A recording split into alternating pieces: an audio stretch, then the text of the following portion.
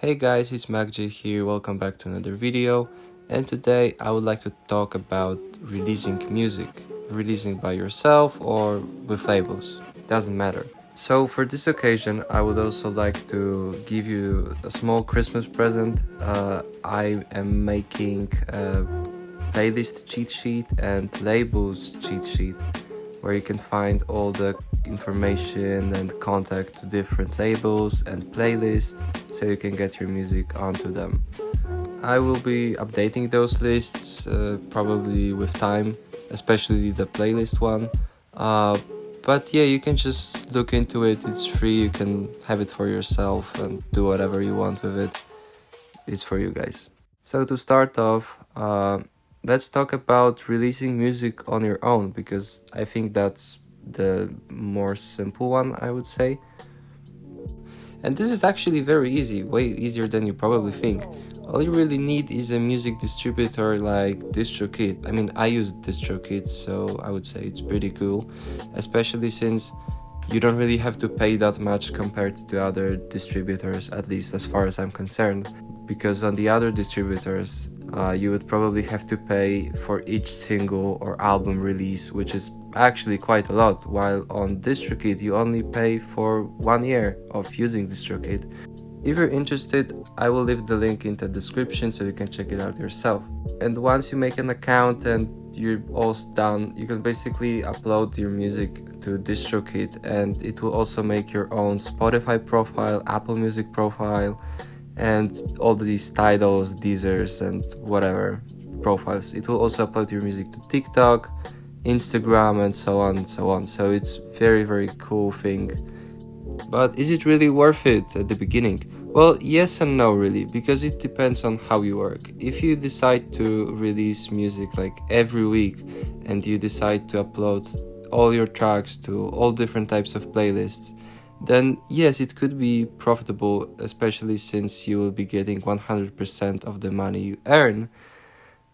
So in this scenario, yes, but at the beginning it would be quite hard for you to get some streams, because I remember that when I was starting out, I was sitting at like less than 1,000 monthly listeners for like 3 months probably, and I was releasing with labels, which provided me with some external help from different playlists. So music distribution could be a really nice option for people who already have some fan base, since they won't really have to do much with their music, I mean getting to playlists and so on. But if you're starting out, you could actually go with labels.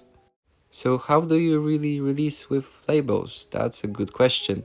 And I've seen there's a lot of misinformation on the internet, especially from people who don't really release with labels. They just yap about labels, I don't even know. So I've released with labels like a lot, probably 90% of my releases are with labels, and I would say this is actually something that you should definitely go for.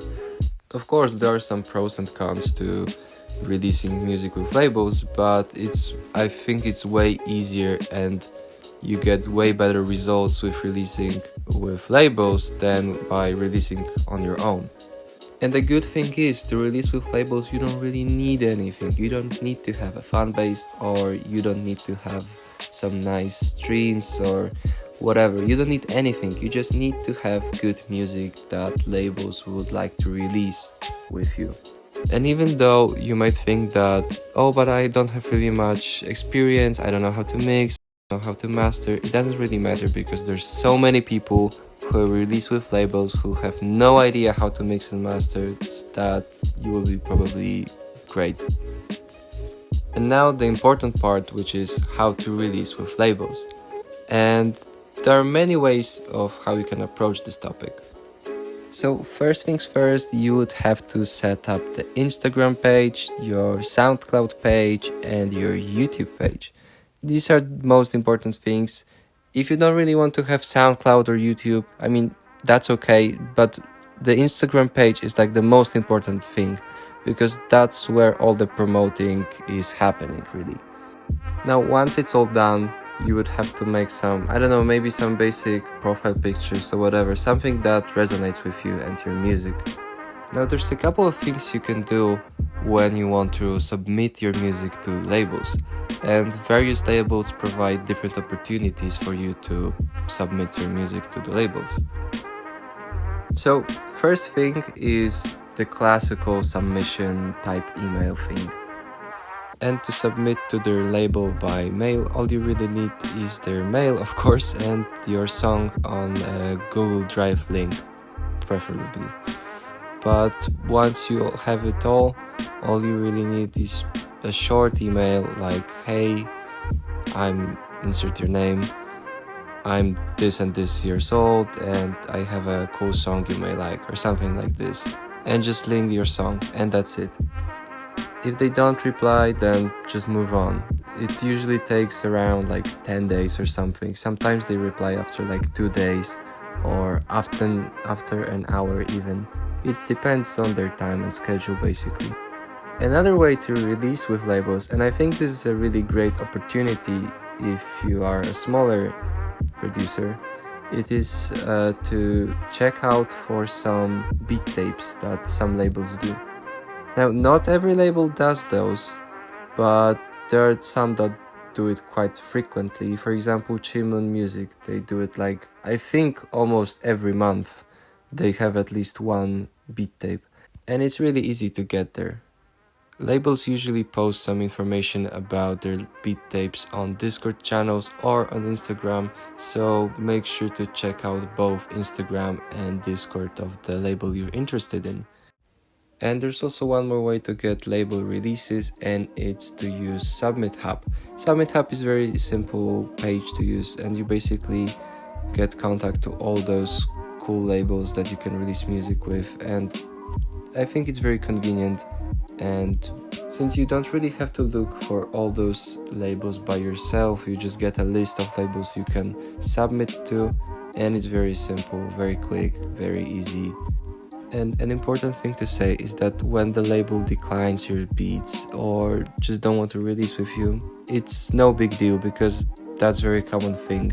Because in the end, those labels also want to make money, so if they don't really like your beat, or if they feel that your beat doesn't really fit into their style, which is also a common problem, then they just won't release with you. But that doesn't mean that your beats are necessarily bad. Maybe they just fit into something else, into some other labels. And what you can do is you can try to release it on your own, and that's what I did a couple of times, at least when I was doing the releasing every week kind of challenge.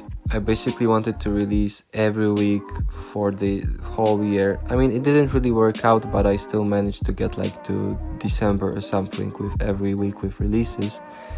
And there were some weeks where I didn't release with labels, and I think I released about 4 solo tracks on my own with DistroKid, just to keep the algorithm going. And it's not, I mean, they didn't really make big streams or anything like that, but it was just, something, some art that I wanted to share with the whole community, and in the end it got some streams, and I used it for my videos also, for the background music.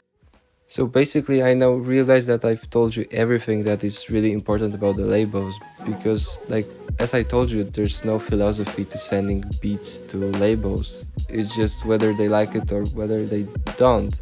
And with lo-fi beats, it's especially easy because, lo-fi beats are generally low quality.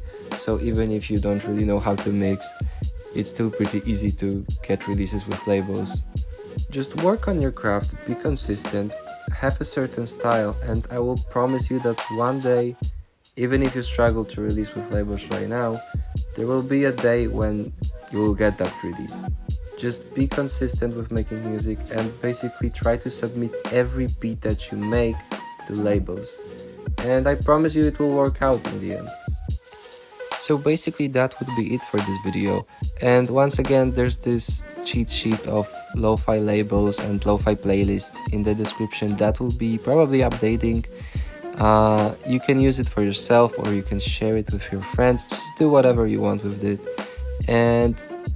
And I also seen all those comments asking about FLPs, and I promise you that from now on I will make a Google Drive link where I will be dropping the future projects that I show you on videos, because I can't really find all those FLPs from previous videos.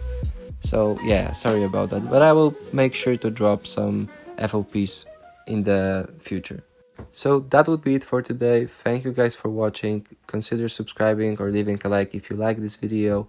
And once again, I wish you Merry Christmas and a Happy New Year, and hopefully see you soon. If you have any questions regarding releasing beats with lo-fi labels, just hit me up in the comments or on my Instagram or mail, and I will try to help you as much as I can.